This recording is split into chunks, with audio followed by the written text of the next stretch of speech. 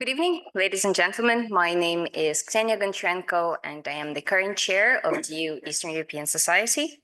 And I'm delighted to welcome all of you to the eighth lecture in the special series, Understanding Resistance in Europe's East.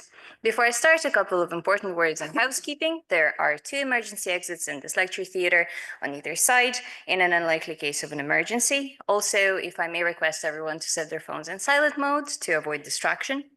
And lastly, we aim for today's lecture to last around 40 minutes, and then we'll open the floor to questions. We do have the room until a bit later, so we may stay a bit longer, but if you do have to leave at 7, that's no worries at all. A couple of words about our society. The Eastern European Society was founded with the aim of promoting the rich cultural heritage of Eastern European countries.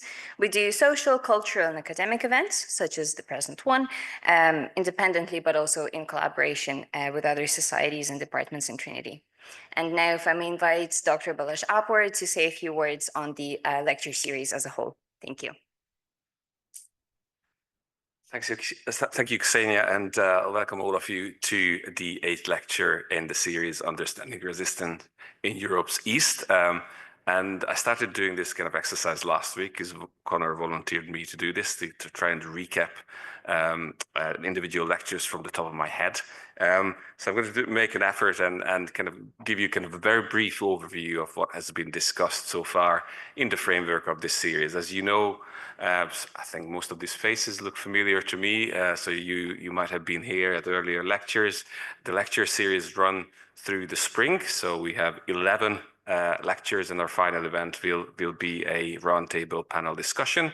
So far, we have had 7 events and 7 lectures in the framework of this series. The first lecture was offered by Dr. Graham Murdoch from the Department of History, and it kind of provided kind of a brief overview of the Romanian Revolution of 1989. It's getting late. And Graham also kind of reflected on the importance of the specific geographical location, trying to explore, I guess, in what sense we can talk about specific forms or specific patterns of resistance in what could be broadly defined as Europe's East. The following week, we heard from Dr. Tanya Lokot from DCU about, I guess, digital methods of mobilizing Ukrainians supporting the war effort against Russia's full-scale invasion. So she focused primarily on the role of social media in kind of articulating messages and in mobilizing people for the war effort and with the aim of offering meaningful resistance to Russia's full-scale invasion. On week 3, we had the emergency replacement. So we heard from Dr. Dimitar Kamburov, who talked to us about Bulgarian cinema and I guess the forms of dissent or forms and patterns of dissent, cultural opposition in late socialist Bulgaria, and I guess the role of directors and the role of cinema in articulating messages, dissonant and dissident messages in the late socialist Bulgarian state. I try to kind of extend that sentence because I can't remember the 4th lecture. Now I'll get there. It's the 4th. Connor. So the 4th lecture was by Dr. Jana Fischerova, who's affiliated with the TCD Department of Russian and Slavonic Studies. And Jana talked to us about, very broadly, about intellectual dissent in communist Czechoslovakia, focusing primarily on Václav Havel and his idea of living in truth. Then on week 5, we have heard from Dr. Jacqueline Hayden, who is a professor emerita from political science in Trinity, who talked to us about her fantastic and unexplored collection of interviews that she has made in the 1980s and 1990s with participants of the Polish Solidarity Movement and also representatives of the Polish Communist Party. was week, wait, where am I? Week 6, right? So now I'm going to week 7. Oh, yes, that was me. And week 7, and I kind of offered a modest and introductory attempt at kind of reflecting on musical forms of resistance and musical forms of opposition in late socialist Hungary and the long-term legacies of cultural opposition and indeed musical or sonic resistance in post-socialist Hungary, and how patterns of opposition were revived in the 2010s with the, I guess, with the slide towards authoritarian patterns of rule. After me, that was you, Connor, right?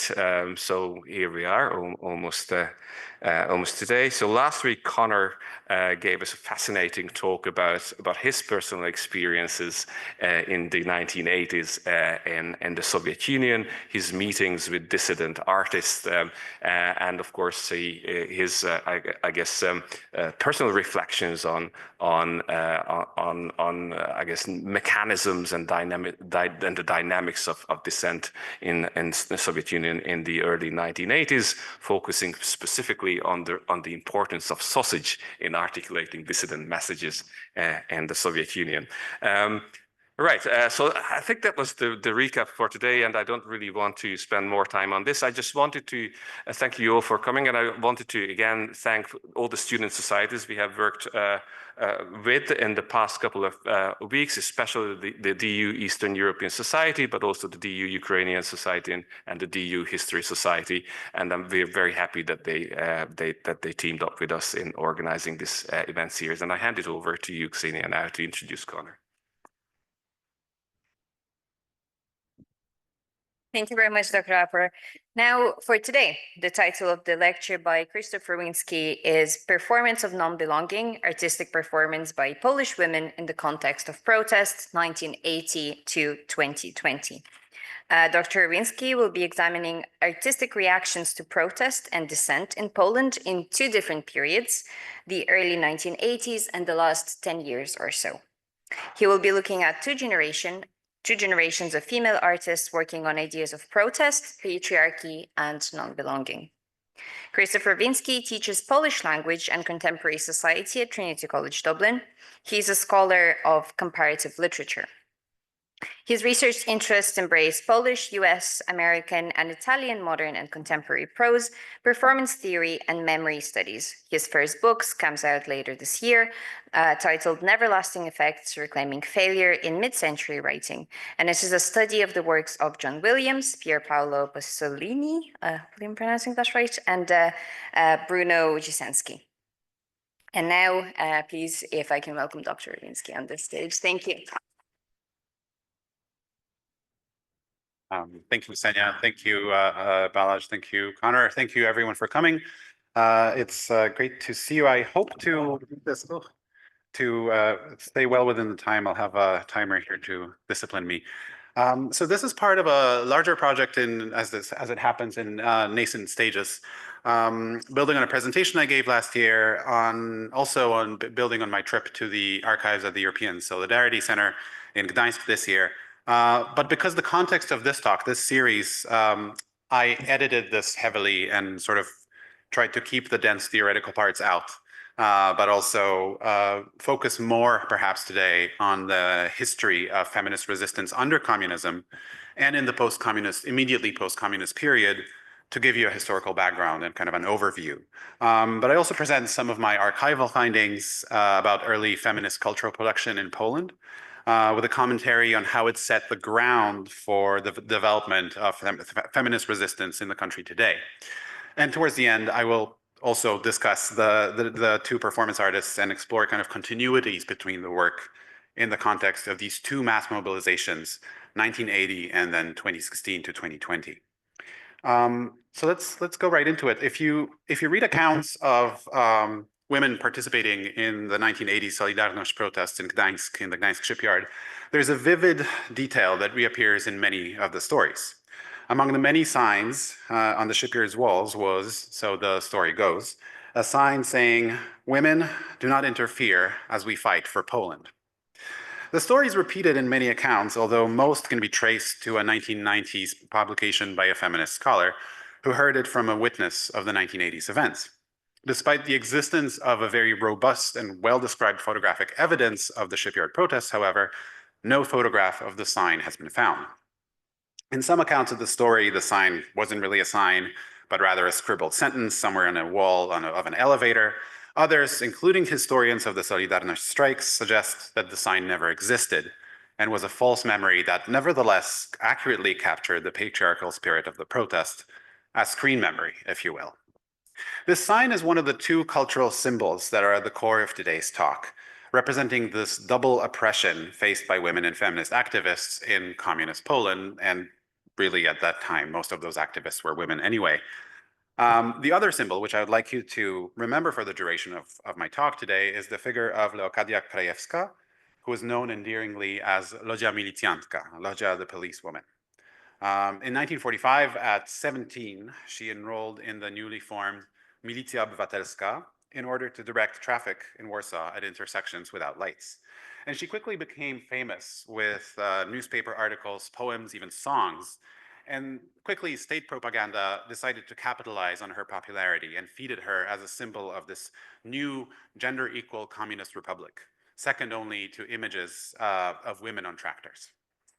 So in texts written by feminists in the 1980s, the memory of Lodzia Milicjantka is so vivid that it appears in almost every mention of feminism in samizdat magazines, often used by those trying to introduce feminist thought into the Polish context.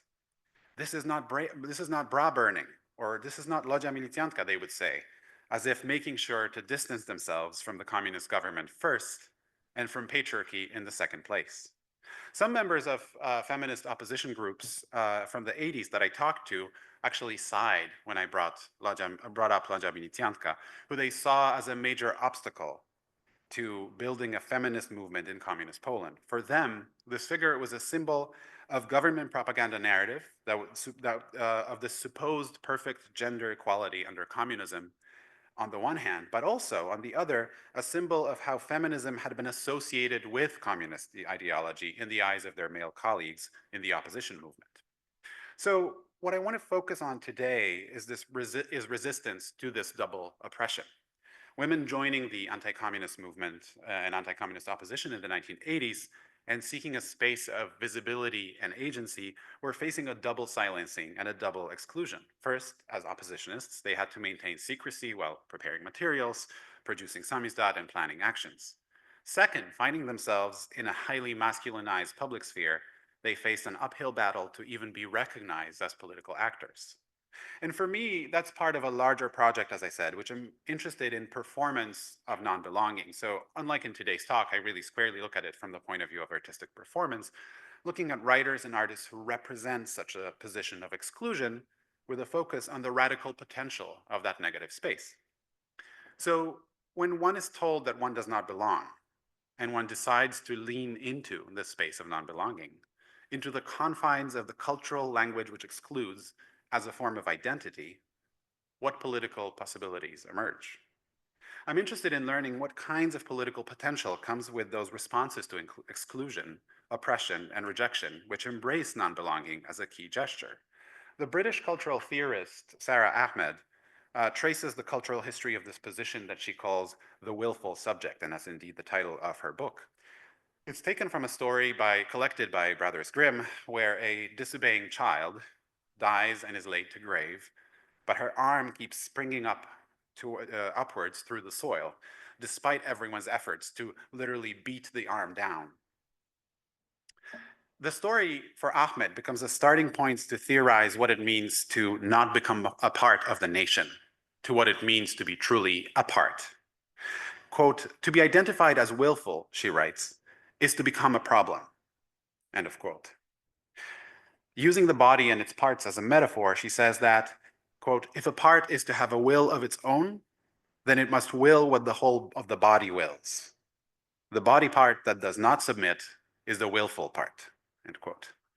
Key to being a good, obedient, willing part, she argues, is invisibility, aligning oneself with the will of the body, the will of the nation, and not sticking out. Taking Ahmed's idea of the willful subject, or the willful part in particular, I'm interested in tracing the performance of non-belonging in cultural resistance. And in the case I'm talking about today, I'm specifically interested in the cultural work of resistance done by people who find themselves in this position of a willful part in Poland between 1980 and today. Now, I probably don't need to give you a lot of historical context on the two protests that I'll mention today, because they were both extremely well covered in the press, and one of them is in history books. But in short, I'll give you some background on these, what were really two biggest waves of protest in contemporary Polish history. The 1980 Solidarność strikes and the series of protests in response to further restrictions on abortion in 2016 and 2020. I'll come back to the 2016 and 2020 protests in a while, so please bear with me on that one. So in August 1980, following a series of food price hikes and the firing of Anna Walentynowicz, a welder in the Gdańsk shipyard, a strike erupted, quickly spawning new solidarity strikes all over Poland. And within a month, the workers and the communist government reached an agreement, leading to the legalization of Solidarność, a non-government controlled trade union, which at its height included around 10 million people. A year and 4 months later, on 13th December 1981, the authorities introduced a martial law, arresting many of the Solidarność leaders, and a year later, the trade union was actually delegalized. Clandestine organizations continued to function, however, and at the round table talks in 1989, the newly legalized Solidarność represented the opposition side. As a mass trade union, Solidarność was actually composed in about 50% of women. Many of the women in the organization had active roles in initiating the strike action, writing for its newspapers, and setting strategy. But that was not reflected in the composition of the leadership and representative bodies, however, which were either exclusively or predominantly composed of men, especially at the national level. In fact, only one woman, Grażyna Staniszewska, was part of Solidarności's main bargaining team at the roundtable talks in 1989, while, as it's often reminded, actually 3 people represented the Catholic Church. Similarly, in the mainstream public reception, the history of Solidarność has been solidified as a history of male workers opposing the regime. The presence and role of women in the movement was not celebrated in the public discourse and historiography until a series of debates in the press in the 1990s, and later a series of books published in the last 20 years. And this is where the story of the sign that I mentioned at the beginning becomes really relevant. So as the strikes in 1980 took on momentum, the walls of the Gdańsk shipyard quickly became a space of solidarity, art, and information exchange. So you would have clippings from foreign press on a special wall where workers would eagerly read them to see how they're being covered in the foreign press. Signs presenting demands, such as these ones, appeals for solidarity with strikers, often in rhymed form, started crowding the available space on the shipyard walls. Long live justice, reads one here. Another one directed at the strikers themselves says, popierajcie postulaty, bo inaczej bez zapłaty, which in kind of my free attempt at rhyme translation would be, you better stand by our demands or else you'll leave with empty hands. Freedom for political prisoners. But I want to direct your attention to the rightmost sign on this wall, which reads, pamiętaj, żeś Polka, o polską sprawę walka, obowiązek ją bronić, to twoja rywalka. Remember that you're a Polish woman. The fight is for the Polish cause. The duty to defend it is your rival. Taken from an anonymous 19th century poem written around the time of the 1830 November uprising against Tsarist rule in Poland, the phrase in the original actually reads slightly differently. And you have the full poem here. So in the poem, the lyrical subject speaks to the lover, to his lover, and explaining why she has to take second place to the needs of the country. And in the subsequent stanza, she replies agreeing with him, essentially saying that she's unable to fight. And in this rough translation, by the way, I use the word fatherland to kind of underline the fact that this is the word used in Polish and the patriarchal context of that. The poem's authorship, by the way, is not known. There's some speculation as to who it could have been. There's probably high likelihood that it was written by a man. But the portrayal of resistance in this poem is really the epitome of this romantic vision of the male resistance fighter and his female lover who is in a supportive position but cannot join the fight, right? And it's really dominated the public imaginary in Poland for 2 centuries since. In the Solidarność rendition, the quote has changed ever so slightly.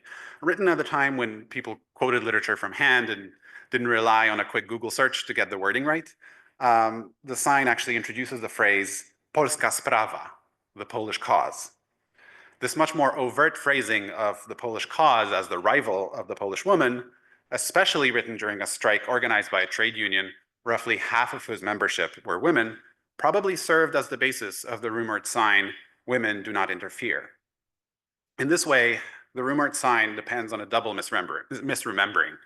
First, the paraphrase of the 19th century poem, and second, the paraphrase of the sign by one of the witnesses of the era.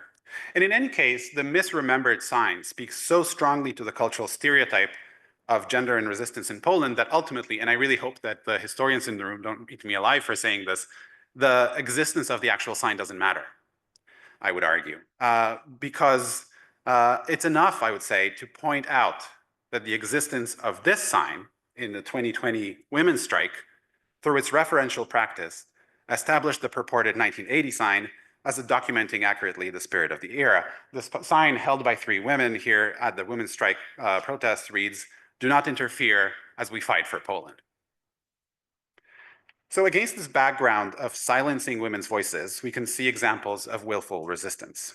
Reading early Polish feminist texts published in 1980 samizdat magazines, we can witness attempts to build a feminist movement and a feminist theory for the political context of the era. Next to feminist theory seminars in Warsaw and Kraków, these texts were an early attempt to build a feminist consciousness in Poland that had to reckon with a legacy of state feminism, with the figure of Lodzia Milicjantka. On the one hand, the Polish communist state increased the participation of women in the labor force, lowered the gender pay gap, which obviously to this day remains one of the lowest in the EU, legalized and increased access to reproductive health, including abortion. But on the other, the state's conservative moral ideology, combined with a highly masculinized public sphere and a male vision of politics that it enacted, pushed women out of politics. Women in dissident circles found themselves at once opposed to the authoritarian state and to its patriarchal ideology, which extended to the mainstream opposition circles. Małgorzata Tarasiewicz, who later organized the women's section in Solidarność, came back to Gdańsk in the year 1980, just about the time when the strikes were happening, having stayed with her father in the US for a year.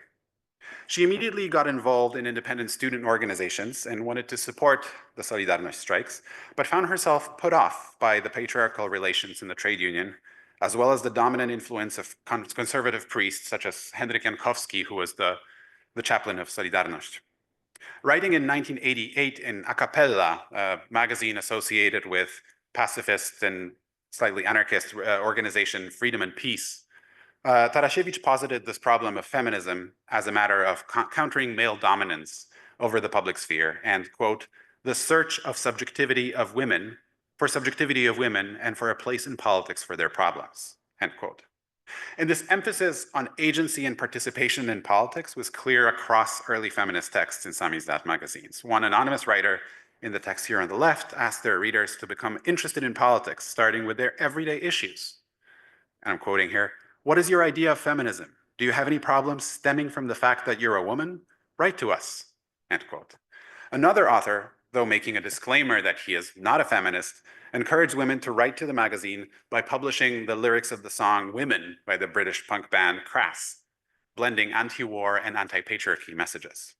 In another issue in 1987, a text opposing the calls among some in the opposition to restrict abortion was accompanied by the following cartoon, clearly associating control over women's bodies with authoritarian control of the communist state over its citizens. So we have here the secret police officer saying over the intercom, Zorro to Kmicic, Genovefa Grzyb did not terminate. I repeat, she did not terminate, over. This surveillance of women's bodies in the context of abortion here makes this cartoon particularly relevant today, given the debate and the evolution of that law in democratic Poland.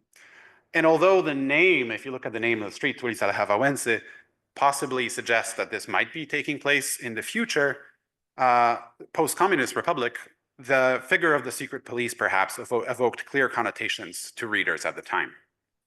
And As this image, I would argue, and its resonance today especially demonstrates, 1989 was perhaps not much of a transition year for the attempts to enact a feminist politics of in Poland.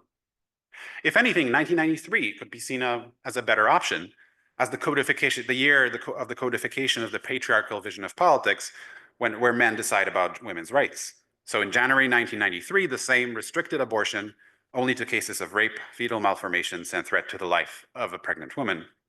As Maciej Gdula argues, this development ought to be seen as a form of repayment of the perceived debt by the democratic opposition to the church. Part of this dialogue carried between secular men and priests at the roundtable talks, where each group, as I said before, outnumbered women, right? There's one woman on the opposition side and one on the government side. After the first democratic election in June 1989, Solidarność found itself under pressure from the International Confederation of Free Trade Unions to create a women's section. Solidarność leadership, including the later president Lech Kaczyński, reached out to Małgorzata Tarasiewicz, the activist I just mentioned before, tasking her with the creation of this new section. As Tarasiewicz would later comment, at the time it really seemed as if Kaczyński and Wałęsa didn't really think much of the section and really thought of it as a way of complying with the demands of their other organization, that there's funding attached to it. So apparently Wałęsa commented, a niech się nasze panie organizują. Well, let our ladies organize if they will. So basically they didn't seem to believe that the women would actually do anything. Tarasiewicz took her role very seriously, however, and gathered a very active group which promptly proposed increasing the proportion of women in leadership roles in the union. And the Senate, which was at the time preceding some of the early proposed laws on restricting abortion access, invited representatives of the Solidarność women's section for public consultations on the new proposed abortion law, expecting them to be in line with the proposed law, because that was the official position of Solidarność at the time. The section's chair, however, Anastazja Konieczna, who you have here in the middle, who was a welder from Wrocław and the head of the women's section, went to the Senate and presented a statement opposing the restrictive law. Soon after that appearance, the section was dissolved for politicking, politykierstwo, which was given as an actual reason by the newly elected leader of Solidarność, Marian Krzaklewski, and Tarasiewicz was actually warned not to make contact with Solidarność members, lest she wants to be humiliated. That was the message that was conveyed to her from Solidarność leadership. Women seeking to establish a non-communist feminist movement in Poland in the 1990s found themselves in a situation where only one of their adversaries, the repressive authoritarian government, disappeared, and then only to reappear 26 years later, albeit in a different configuration, in a different political form in 2015-2023. Thus, the legacies of feminist resistance between 1980s and 2020 Poland form perhaps much more of a continuity than the case of earlier protests becoming an echo in the 30 to 40 years later period. And despite the significant restriction of access to abortion in 93 and later 97, as well as the protests against the law's further restriction in the last decade, the situation of invisibility of women's voices did not change. And arguably the 2016-2020 women's strikes could be seen as an exception rather than a breakthrough. To very briefly give you the context for the second of the two mass mobilizations in contemporary Polish history, the 2016-2020 protests erupted in response to an attempt and later a successful move by the Law and Justice government to restrict the already restrictive access to abortion in Poland, which was restricted, it should be said, in the 1990s by politicians and jurists who were formerly associated with Solidarność. And in September 2016, a mass protest brought hundreds of thousands of participants to the streets of Polish cities as part of the Black Protest Initiative. And in reaction to that, in the subsequent days, the parliament rejected the proposed law. But the changes were later introduced through a sort of a backdoor via a ruling of the then government-controlled Constitutional Tribunal in 2020. As a result, the new protest erupted, known as the Women's Strike, and it brought even more people to the streets, roughly around 500,000 people, in what really constituted one of the largest demonstrations in public history in Poland. In their messaging, women's strike organizers deliberately drew on the legacies of both Solidarność strikes and women who were active in the opposition in the 1980s. So here you have the poster saying "To jest wojna," this is war, using the font associated with Solidarność to spell, a profanity that was kind of that's a longer discussion of why they adopted that, but that's kind of part of the main messaging here. One difference between 1918 and 2016 and 2020 that needs to be acknowledged before we go on to talk about artistic responses to these protests is the evolution of the language of feminism. And one way to frame these differences, as some people have done, is by a narrative of breakthrough, one where the story of Solidarność and the protests of the 1980s is presented as a silencing, and the political bargaining between post-Solidarność right and the church over women's rights in the 1990s and early 2000s can be seen as a period of silence leading up to these protests as a moment of a breakthrough. And in fact, Agnieszka Graf, who's a feminist scholar and also herself an active participant in feminist protests and debates from the 1990s to today, has argued has presented this narrative when discussing these recent protests in a recent publication. So you have this quote here on the screen where she talks about the collective the collective entity of furious women. This new collective subject, she says, is angry, shameless, audacious, and loud. Feminist rebellion is taking place at the very heart of Polish culture, where up until now there had been silence, in the place where religion, national identity, and corporeality meet.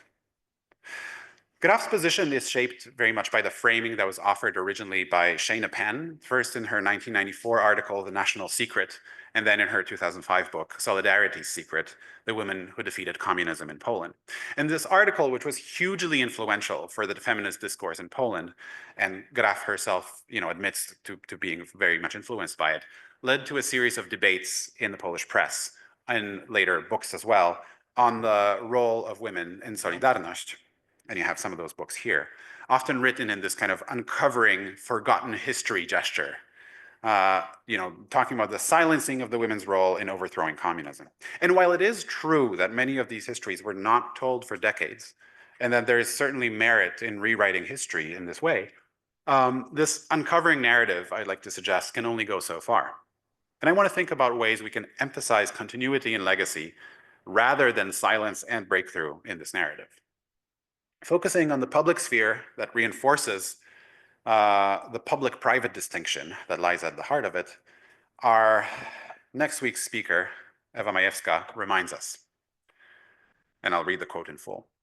Habermas's public sphere can only be singular because plural spheres would corrupt his theory's general character. Moreover, his public sphere is based on a strict distinction between the public and the private, by which the latter cannot enter politics as a representation of particular issues.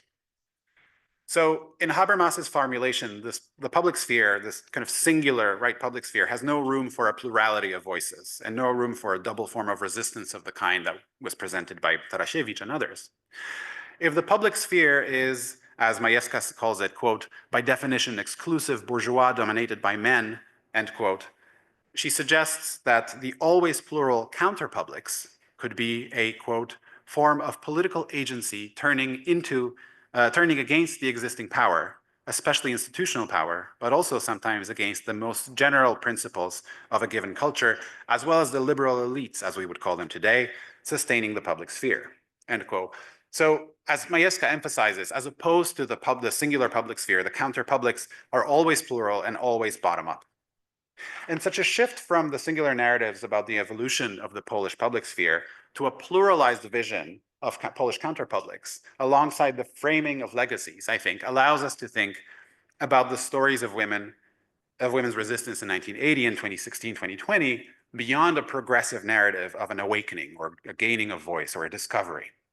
Looking at performance art from the two eras allows us to think about both the art and the historical events of recent years as a restaging, as a form of reenactment. And I want to acknowledge that in many ways this is an ahistorical reading, as it identifies resemblances or legacies and practices using language that wasn't part of the repertoire of Polish feminist art in 1980s. So the two performers that I want to discuss in the remaining time today are Ewa Partum and Liliana Zajc. Both of them took up a position close to the protests, albeit somewhat complicated in both cases by their embrace of the strategies of invisibility and non-belonging. And so, speaking of those legacies, if we think, for instance, of Eva Partum's Stupid Woman performance, which you have a still from on the left, where she walked around the gallery covered in decoration lights and poured alcohol over herself, as somehow repeated in Liliana Zajc's You're Going to Love the Lavender Menace, where the artist wore a self-made ghillie suit, designed, quote, designed to sustain the comfort of lesbian invisibility in public space, end quote, we have to resort to an ahistorical reading of queerness and queer presence, which is arguably contained as a potential in Partum's performance, even if it's not there on its very surface. In her slantwise reading of Partum's performances, done in the logic of, quote, feeling backward, back quote, Aleksandra Gajowy points to the artist's insistence of her, or on her own intentions as key in interpreting her works, and yet argues for reading Partum's art as a queer disruption of hospitality, and thus opens up the reading of Partum's work as engaging a queer potential of appearing strange in a public space. So in the larger project that I'm just starting to work on, I focus on what it means to perform non-belonging. So these kinds of transhistorical or ahistorical readings are helpful to conceptualize how performative non-belonging creates an alternative form of political commitment which steers clear of nihilism. And I want to spend the rest of my time today focusing on Partum and Zajc's work and bring in some of the performance theory, just really minimal amount that is, I think, key to understanding what follows. And there's two insights from the field of performance studies here that I want to mention.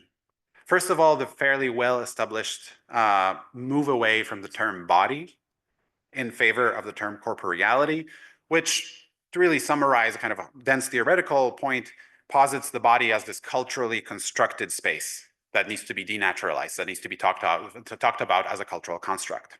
And as it happens, Partum and Zajc both de-essentialize the body, and they also make it incorporated into the performative language of their art.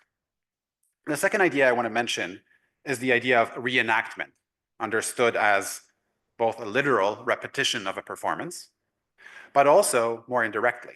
So this dance theorist, Andrei Lepecki, suggests that the radical potential of reenactment allows us to step away from what he sees as a genealogical understanding of faithfulness to the original, to this authority of the original, and to move towards reenacting as a way of exploring other possible worlds.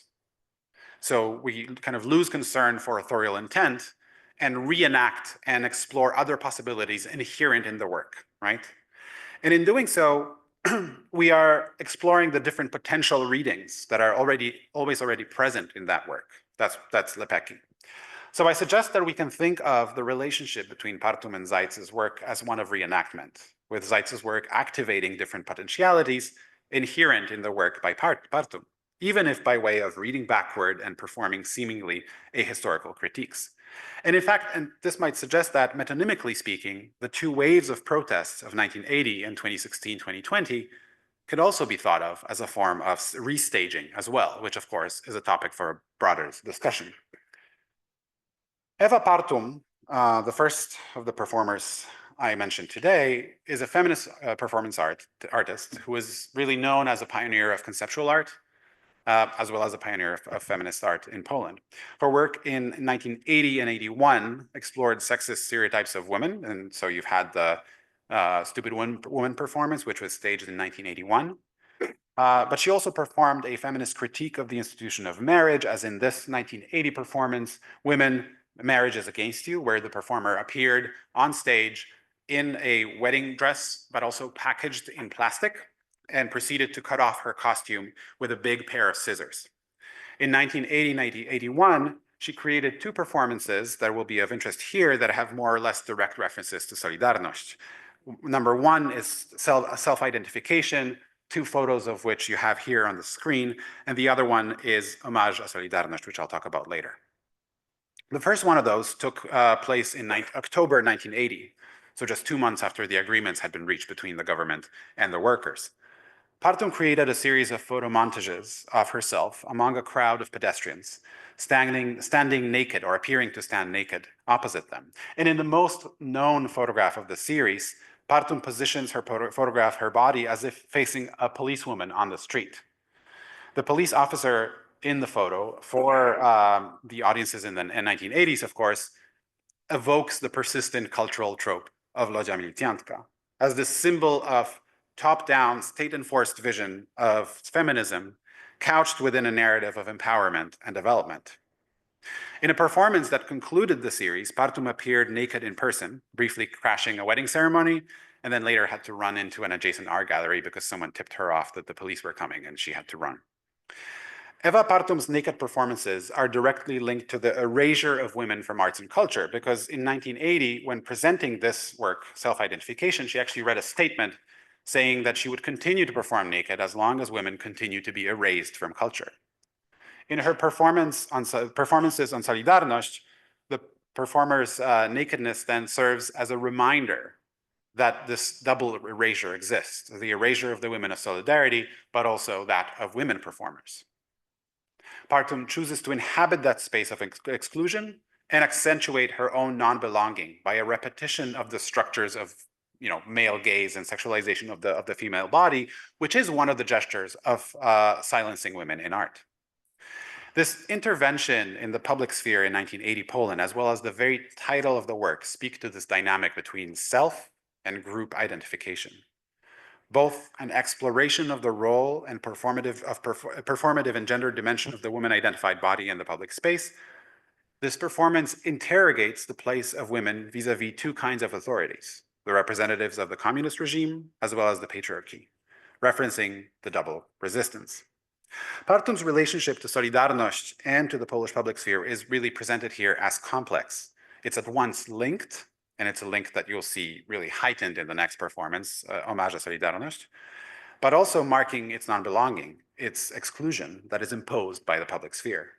Partum, who herself was a member of Solidarność, mentioned the Women Do Not Interfere sign and talked about her art as a form of opposing male-dominated culture of the movement. And the second performance that I want to mention today was titled Homage à Solidarność, which was prepared in Poland and later exhibited in West Berlin, and saw the artist stand again naked in the gallery with two fully clothed male curators and leave lipstick marks on a sheet of paper underneath the letters spelling the word Solidarność. When the word was completed, she threw flowers on underneath the sign, lit candles, and asked the gallery lights to be turned off.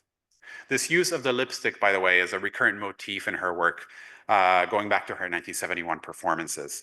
As Partum said herself.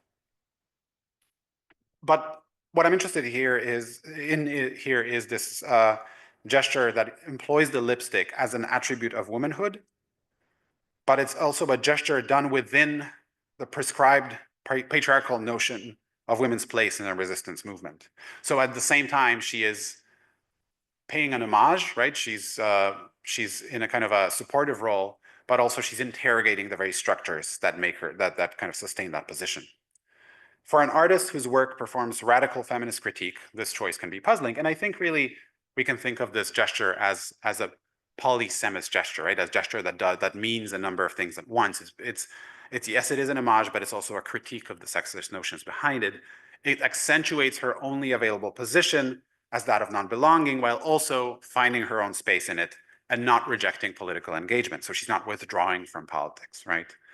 Working 30 to 40 years later, Liliana Zeitz takes up the issue of increasingly hostile Polish public sphere, a sphere which forces queer invisibility and which over the course of the last 2 decades has become saturated with images of hyperbolized Polishness, rabid nationalism, and a virulently sexist and homophobic vision of gender performance.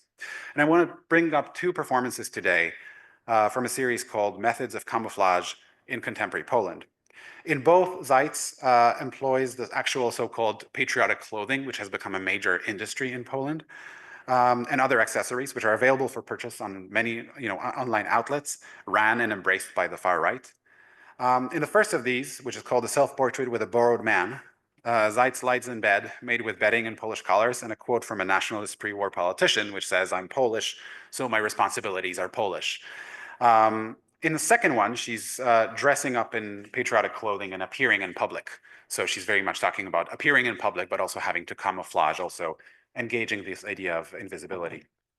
In another version of this series, she does the same thing, but also recites a 19th century poem about Polishness that's immediately recognizable to anyone who spent any part of their childhood in Poland. The poem starts, it goes, "Who are you, a Polish child? What's your emblem? The eagle in white," and so on and so forth. She continues to kind of double on the camouflage, painting the face, and then putting on a balaclava and then a hat, all the while reciting "Kto ty jesteś, Polak mały, jaki znak twój orzeł biały," in a very kind of flat affect kind of way. At the end of it, she puts on a mask of an eagle, which completely muffles her voice, which is both a silencing and a kind of a reminder of the violence that comes with the context for this patriotic clothing. Camouflage, like the ghillie suits that she produced earlier, is about masking, but it's also about making visible. And what is made visible, however, is not the triumphant, the defiant, the heroic version of presence. It's a presence of something unwelcome, unsettling, much like the child of the Brothers Grimm willful child story. In other words, the performance of invisibility makes visible a gesture of non-belonging, of being apart. It is a form of claiming space through negativity. And in a sense, it's not just a straight up disavowal of this famous "act up" slogan, right? The "we're here, we're queer, we get used to it." At least not a disavowal in the sense that it still proclaims presence, but it does not claim space in the public sphere. It does not make a claim to belonging. So what I'd like to suggest in closing is what brings these two performers, Eva Partum and Liliana Zeitz, together is not just the fact that they both produced work that was staged in the context of political protest and the gender dimensions of the Polish public sphere. It was also their own positioning towards the protest itself, because both artists take up space that is adjacent to the event of historical protest, and both inhabit that space in a way that performs their outside willful position. This way, they embody the double resistance that has remained a constant throughout the 40 years between 1980 and 2020. A resistance to the repressive government of their time, as well as a resistance to the masculine public sphere, which privileges some protesters and marks others as willful. The reenactment potential between Eva Partum's and Liliana Zeitz's work as a restaging of the performance of non-belonging marks the trajectory of the Polish feminist discourse, as it explores alternatives to the monolithic visions of public sphere in Poland. Instead, these performances, understood as referencing what Ewa Majewska calls the feminist counterpublics in recent Polish history, explore the unrealized political potential that defies the sexist and exclusivist narratives of the monolithic narrative of the Polish public sphere. And I'll end here as a sort of a preview, looking forward to our next week's lecture, where Ewa Majewska will be taking up the idea of the counterpublic. Thank you very much.